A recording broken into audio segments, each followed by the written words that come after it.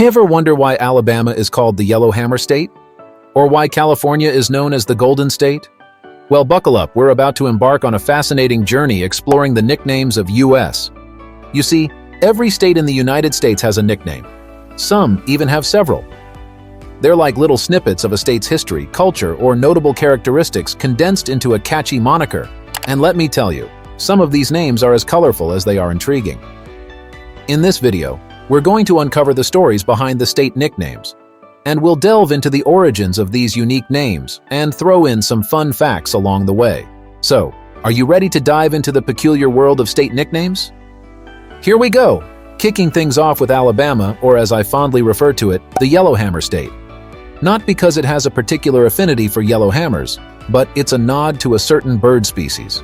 The story moves to Alaska, often referred to as the last frontier. Might sound like something out of a Star Trek episode, but it's actually a salute to its expansive wilderness and untouched resources. After that, we touch down in Arizona better as the Grand Canyon State, because, well, they happen to have an enormous crevice in their backyard. And let's not forget about Arkansas, affectionately known as the Natural State. With its stunning landscapes, abundant wildlife, and majestic rivers, Arkansas truly lives up to its nickname, offering a haven for outdoor enthusiasts and nature lovers alike. Did you know that Arkansas is home to the only active diamond mine in the United States? The crater of Diamond State Park allows visitors to hunt for diamonds and other gemstones, making it a unique destination for treasure hunters and gem enthusiasts. Wrapping things with California, or as it's famously called, the Golden State. But don't be misled, they're not all loaded. It's a heartfelt tribute to the Gold Rush era. Get ready for more fun with state nicknames coming your way. Moving on to Colorado, known as the Centennial State. It joined the Union in 1876, 100 years after the signing of our Declaration of Independence. Talk about making a timely entrance. Also, if you ever wondered why Denver is a mile high, it's not because it's standing on a pile of gold coins, but because Colorado is elevated. Next, we have Connecticut, affectionately called the Constitution State. Not because it's a stickler for rules, but because it had one of the earliest colonial constitutions. In fact, its Fundamental Orders of 1639 is often considered the first written constitution that created a government. A trailblazer indeed. And then there's Delaware, the first state. And no, it's not because it always gets to cut in line. Delaware was the first colony to ratify the Constitution, hence its nickname. Always ahead of the game, this one. Now let's talk about Florida, the Sunshine State, a perfect name if you can overlook the hurricanes. But hey, with over 200 days of sunshine a year, it's like the universe's own flashlight. Just remember to pack your suntan lotion and a sturdy umbrella. We arrived in Georgia, the Peach State. Now you might be thinking, I've had peaches from other states. What's so special about Georgia? Well, my friend, Georgia peaches are the divas of the fruit world. Sweet, juicy, and with a blush that could make a sunset jealous. They're so good, in fact, that Georgia decided to name itself after them. Or was it the other way around?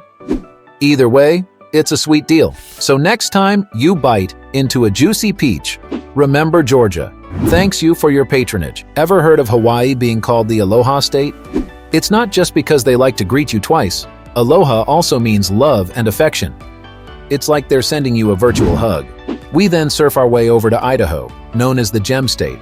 And no, it's not because they've got a secret collection of infinity stones. Talk about a shiny personality. Next up, we have Illinois, the Prairie State. Now you might think, oh, they must have a lot of prairies, and you'd be right. Illinois is known for its vast expanses of prairie land.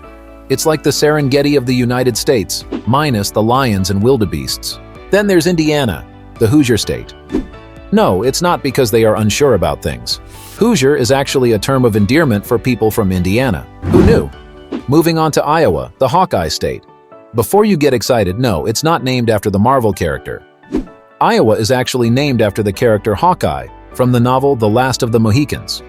Not quite as super, but still pretty cool. We then slide into Kansas, the Sunflower State. And yes, you guessed it, they do have a lot of sunflowers. So if you're ever feeling down, remember Kansas is basically a real-life version of that happy emoji with the sunflower. We arrived in Kentucky, the Bluegrass State. No, it's not because they have a fondness for sad country music. The nickname comes from the bluegrass, found in many of its pastures. Fun fact, when the dew is upon the grass, it does indeed look blue. And that wraps up our journey from Hawaii to Kentucky. But don't worry, the journey isn't over yet. Now we're about to dive into the stories of the next set of states. So buckle up as we continue our journey through the United States. Next stop is Louisiana, also known as the Pelican State. Known for its extensive coastal wetlands, Louisiana earned its nickname from the brown pelican, the state bird. Here's a fun fact. Pelicans can hold more in their beaks than their belly can, a trait we wish we had during crawfish season. We venture to the northeast, to Maine, the pine tree state, with its vast forests of eastern white pines. The nickname is a no-brainer. Interesting to note, these trees played a significant role in the state's early logging industry and were once so coveted by the British Navy for ship masts. They were marked with the King's Broad Arrow and could not be cut down by colonists. Traveling south, we find ourselves in Maryland, the Old Line State. This nickname hails from the Revolutionary War when George Washington referred to Maryland's troops as the Old Line. Did you know Maryland is the birthplace of the United States national anthem, penned during the Battle of Baltimore in the War of 1812? Our journey brings us to Massachusetts, the Bay State. This nickname is a nod to the state's close relationship with the sea, with numerous bays dotting its coastline. A quick trivia for you. Massachusetts is home to the oldest public park in the U.S., the Boston Common, dating back to 1634. Next up, we're heading to the heart of the Great Lakes, the aptly named Michigan. Ever wondered why it's called the Great Lakes State? Well, it's because Michigan is the only state that touches 4 of the 5 Great Lakes. Now, how's that for a fun fact? Moving northwest, we find ourselves in Minnesota, the North Star State. This nickname comes from the state motto, L'Étoile du Nord, which is French for the Star of the North. The fun fact here is that Minnesota is home to the largest number of recreational boats per capita in the United States. So it's not only stars that you can navigate by in this state. We journey down the Mississippi River to, you guessed it, Mississippi, the Magnolia State. The magnolia, both the tree and the flower, is a symbol of the southern United States, and Mississippi has embraced it wholeheartedly. For our fun fact, did you know that the world's first human lung transplant was performed in Mississippi? That's right. This state is not just about magnolias and southern charm. We find ourselves in Montana, the Treasure State. Known for its rich mineral reserves, Montana was once a hotbed for gold, silver, and sapphire mining. But don't get any ideas. Prospecting is a lot harder than it looks. Finally, we arrive in Missouri, known affectionately as the Show Me State. The origin of this nickname is a bit murky, but it's often attributed to Missouri's Congressman Willard Vandover, who in 1899 declared, "I'm from Missouri and you've got to show me." And for a fun fact, did you know that Missouri is the birthplace of the ice cream cone? It was first introduced at the 1904 World's Fair in St. Louis. A sweet end to our journey.